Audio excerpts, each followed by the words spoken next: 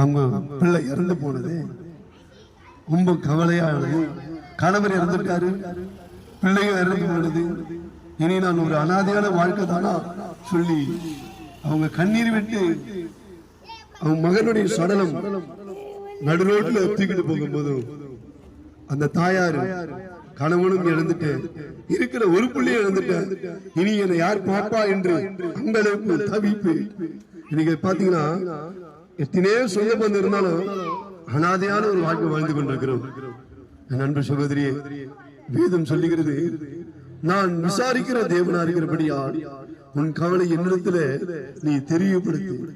எத்தனையோ பேர் சொந்த பந்தம் இருக்கலாம், கூட பிறந்தவங்க இருக்கலாம், ஆனா உங்களை விசாரிக்கிறவர் ஒருவரும் இல்லாத அந்த ஏக்கம் உங்களுக்குள்ள இருக்கலாம். ஆனா தெய்வம் சொல்லுகிறார், நான் விசாரிக்கிறபடியா உங்களுடைய கவலை என்னிடத்துல தெரியப்படுது. என் அன்பு சகோதரி, அவர் சாதாரண தெய்வம் அல்ல.